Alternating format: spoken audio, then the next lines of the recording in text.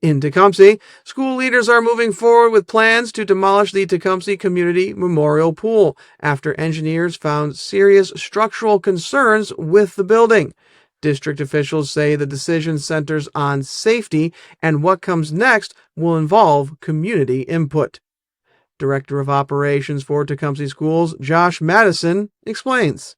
Serious degradation of the metal to a point where it is at a possible safety concern, that if we don't make some repairs, we don't do something with this roof, that there is a possibility that there could be some structural collapse. Again, a possibility, not saying it's going to happen tomorrow, but we want to make sure that we're at least taking on our end the precautions necessary to make sure that the community and students are safe, and then move forward with the recommendations from our engineers, which were to demolish this building.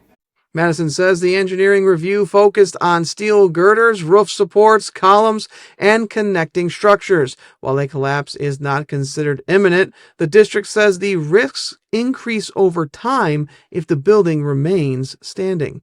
One was for a selective demolition, which would pretty much demolish everything except the pool basin itself and then reconstruct around it. With that, like we talked about, there's a lot of concerns. There's some serious risks there because we don't know what we're getting into. There's a lot of unknowns, and it comes with a $15 million estimated price tag on top of that.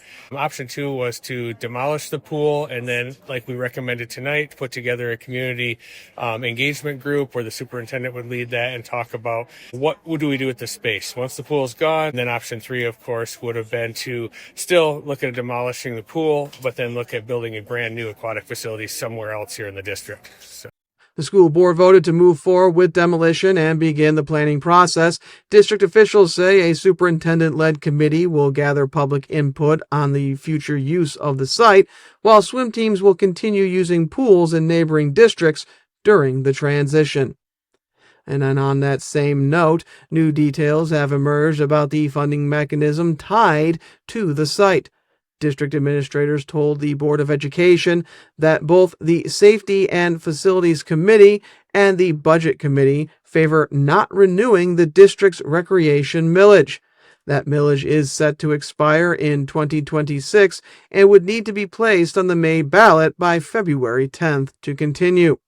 The millage language explicitly includes the pool, which complicates future funding decisions now that demolition is moving ahead. Administrators described the discussion as informational, but non-renewal would affect how recreation facilities are funded moving forward. District officials said community input will be gathered through that same superintendent-led committee as plans for the site take shape. No replacement funding source has been announced, and no vote on the millage has been scheduled.